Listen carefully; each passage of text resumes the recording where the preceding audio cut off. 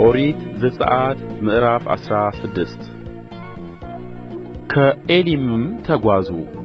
የእስራኤልም ልጆች ማኅበር ሁሉ ከግብፅ አገር ከወጡ በኋላ በሁለተኛው ወር ከወሩም በ15ኛው ቀን በኤሊምና በሲና መካከል ወዳለችው ወደ ሲን ምድረ በዳ መጡ። የእስራኤልም ልጆች ማኅበር ሁሉ በምድረ በዳ በሙሴና በአሮን ላይ አንጐራጐሩ። የእስራኤልም ልጆች ይህን ጉባኤ ሁሉ በራብ ልትገድል እኛን ወደዚች ምድረ በዳ አውጥታችኋል፣ በሥጋው ምንቸት አጠገብ ተቀምጠን እንጀራ ስንበላ ስንጠግብ ሳለን በግብፅ ምድር በእግዚአብሔር እጅ ምነው በሞትን አሉአቸው። እግዚአብሔርም ሙሴን በሕጌ ይሄዱ ወይም አይሄዱ እንደሆነ እኔ እንድፈትናቸው እነሆ ከሰማይ እንጀራን አዘንብላችኋለሁ፣ ሕዝቡም ወጥተው ለዕለት ለዕለት የሚበቃቸውን ይልቀሙ። እንዲህም ይሆናል በስድስተኛው ቀን ያመጡትን ያዘጋጁ፣ ዕለት ዕለትም ከሚለቅሙት ይልቅ 2 እጥፍ ይሁን አለው። ሙሴና አሮንም ለእስራኤል ልጆች ሁሉ እግዚአብሔር ከግብፅ ምድር እንዳወጣችሁ ማታ ታውቃላችሁ፣ የእግዚአብሔርንም ክብር ጥዋት ታያላችሁ። በእግዚአብሔር ላይ ያንጐራጐራችሁትንም ሰምቶአልና በእኛም ላይ የምታንጐራጕሩ እኛ ምንድር ነን አሉ። ሙሴም እግዚአብሔር ያንጐራጐራችሁበትን ማንጐራጐራችሁን ሰምቶአልና በመሸ ጊዜ ትበሉ ዘንድ ሥጋን ማልዶም ትጠግቡ ዘንድ እንጀራን እግዚአብሔር ይሰጣችኋል። እኛም ምንድር ነን? ማንጐራጐራችሁ በእግዚአብሔር ላይ ነው እንጂ በእኛ አይደለም አለ። ሙሴም አሮንን ለእስራኤል ልጆች ማኅበር ሁሉ ማንጐራጐራችሁን ሰምቶአልና ወደ እግዚአብሔር ፊት ቅረቡ በል አለው። እንዲህም ሆነ አሮን ለእስራኤል ልጆች ማኅበር ሁሉ በተናገረ ጊዜ ወደ ምድረ በዳ ፊታቸውን አቀኑ። እነሆም የእግዚአብሔር ክብር በደመናው ታየ። እግዚአብሔርም ሙሴን አለው፣ የእስራኤልን ልጆች ማንጐራጐር ሰማሁ። ወደ ማታ ሥጋን ትበላላችሁ፣ ማለዳም እንጀራን ትጠግባላችሁ፣ እኔም እግዚአብሔር አምላካችሁ እንደሆንሁ ታውቃላችሁ በላቸው። እንዲህም ሆነ በመሸ ጊዜ ድርጭቶች መጡ፣ ሰፈሩንም ከደኑት። ማለዳም በሰፈሩ ዙሪያ ጠል ወድቆ ነበር። የወደቀውም ጠል ባለፈ ጊዜ እነሆ ከመሬት ላይ እንደ ደቃቅ ውርጭ ሆኖ ቅርፊት የሚመስል ደቃቅ ነገር በምድረ በዳ ታየ።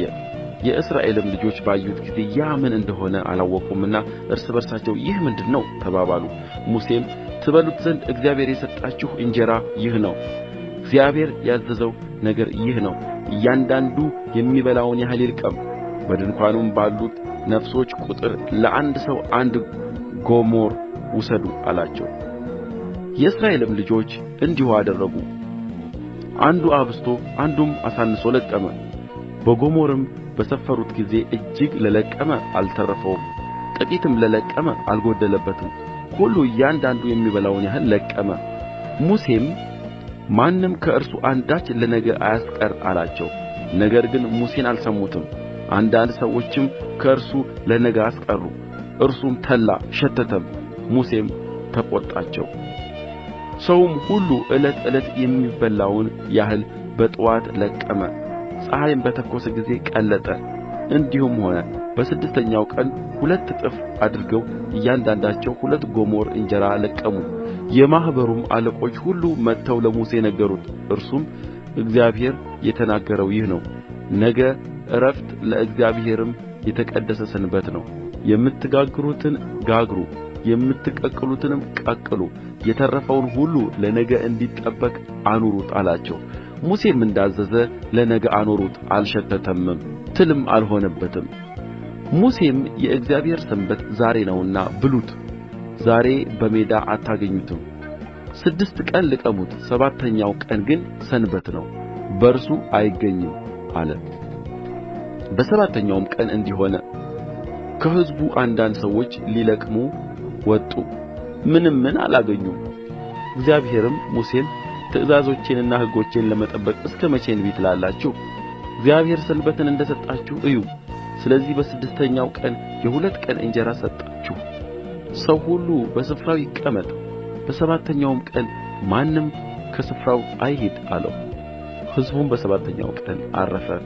የእስራኤልም ወገን ስሙን መና ብሎ ጠሩት።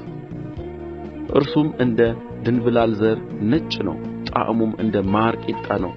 ሙሴም እግዚአብሔር ያዘዘው ነገር ይህ ነው፣ ከግብፅ ምድር ባወጣኋችሁ ጊዜ በምድረ በዳ ያበላኋችሁን እንጀራ ያዩ ዘንድ ከእርሱ 1 ጎሞር ሙሉ ለልጅ ልጆቻችሁ ይጠበቅ አለ።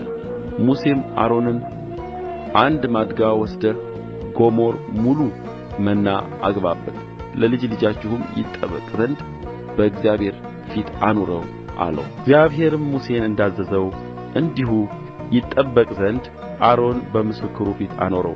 የእስራኤልም ልጆች ወደሚኖሩበት ምድር እስኪመጡ ድረስ 40 ዓመት መና በሉ። ወደ ከነዓን ምድር ድንበር እስኪመጡ ድረስ መና በሉ። ጎሞርም የኢፍ መስፈሪያ 10ኛ ክፍል ነው።